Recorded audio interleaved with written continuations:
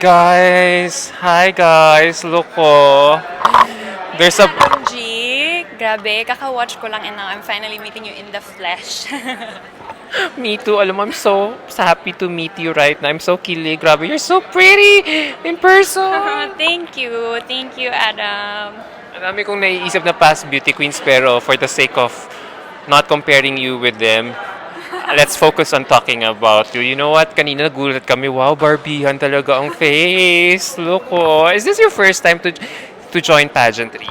It's actually not, but it feels like the first time kasi the last time I did it was I think 7 years ago. So I'm a whole new different person now. So I think by heart it's the first time. Ah, grabe. So, can you give a little bit of introduction about yourself for the benefit of my viewers who may not yet familiar with you? Hi, I'm Clare Sanchez Inso. I'm 24 years old. I actually have a degree in Bachelor of Arts in Sociology, and because I've been very passionate with my work with grassroots women, I'm also taking up masters in anthropology right now. I've been part of the competition of the longest running noontime show in the Philippines. So recently, the segment entitled Vida Next just concluded, and I made it to the top five, but I didn't become the grand winner. But it's all good because I did have a fun experience, and my plan really was to join Miss Universe Philippines. So, so, when girls like you would eventually go to full blast in showbiz, ikaw Miss Universe Philippines talaga kasi 'di ba gano'n naman jumping board na usually ng Itbulaga yung yung showbiz. So ikaw MUP talaga yung goal mo ever since. Yes, MUP talaga. Actually, when I was a kid, I mean, a lot of people would encourage me to join pageants, but I'm actually 5'4". So when I heard the news that the pageant is actually more height inclusive right now, I was even more motivated that I have a chance to win the crown. Yeah, no. Grabe no, wala na yung height requirement. So apart from joining Eat Bulaga, what else should we know about you? What is one interesting trivia that people still don't know about you? What's one interesting? One interesting trivia that people still don't know about. Okay, one interesting trivia that people don't know about me. I'm actually an open book kasi, so I post everything. Not everything, but great parts of myself in my vlog. So, one thing they don't know about me, probably the dreams that I have if I didn't push through being in the media or in show business. So, those are things that I keep within myself. So I assume you're currently on leave from your work as a media manager or content creator. Okay. So I think digital content creator is a fancy word for, or another word for social media influencer. But I prefer content creator kasi parang you know is I feel like it's more appropriate for me.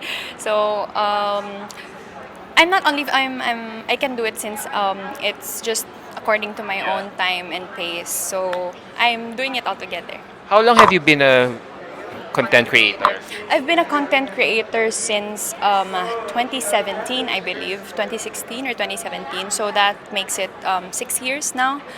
So yeah, I've been doing that since I was in college, and I finally got my degree last year lang. I shifted twice sa course ko. That's why it took me a while, but yeah, I can do it like alongside being in the pageant and while I was in Itbulaga. So I just juggle everything. Was it about vlogging? Kasi ako I'm also, a pageant vlogger, yun nga lang for pageants. So was it about vlogging that you enjoyed the most? To be honest, because the part where the process is actually not easy, so editing part. So the part that I like is actually watching the finished videos. You know how to edit? I do know how to edit, yes. Most of my vlogs are edited by me, and I just recently got an editor when it was a bit hard to manage my time, but I can edit myself. So, ubos ang oras mo. Ako nag-edit din ako. Ubos ang oras ko sa pag-edit. Oo, tama. Ayaw mo kumuha ng videographer. Gusto ko. Hopefully when I can afford one. So now that you're here in MUP, what do you hope to achieve with your candidacy here? now that I'm here in Miss Universe, well, I want to achieve, a wider platform to be known for the things I do and the things that I believe in. What are the stuff that you believe in? Well, there are a lot of things. There are a lot of inequalities in society, and these are things that I'd really like to talk about, especially now discussions like this are very sensitive, and I feel like there's a lack of I'd say social awareness, since there are things that since there are things in our educational system that are not really discussed. And I'm saying this from a place of concern because it's really important that we all know what type of society we live in. So yeah, that's what I want to do. Oh, so can you be more specific about it? Kung ano yung mga inequalities na you wanna, you are so concerned about? Okay, so one thing that I've been open about is actually my relationship. I'm in a relationship with a woman, so she's there. So I've been fighting for the SOGI bill to be approved and made into a law, since there's been a lot of debates about it and it's constantly misunderstood. And of course, I also advocate for same-sex marriage, since not just because it favors me, but because it favors the whole LGBT community. And I just wish there's more sensitivity and understanding when it comes to being part of the community. Why do you think there is lack of progress in how we are pushing for the SOGI bill, or even for when we talk about same-sex marriage? Do you think it's really about our culture, our conservatism, to be more specific?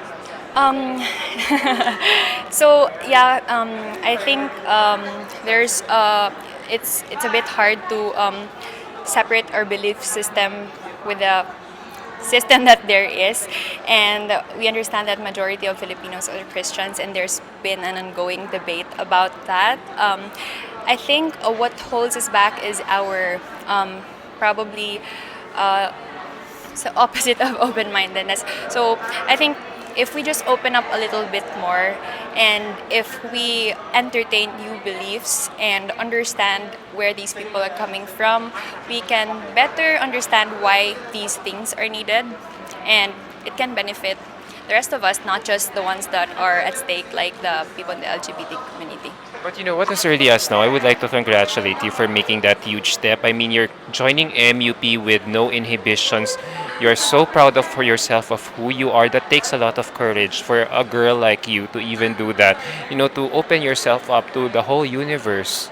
Thank you so much. Actually, there's a bit of holding back with me because I feel like there are things I'd like to discuss that are really sensitive and might be taken against me, but I feel like that's the challenge, overcoming thinking what people have to say.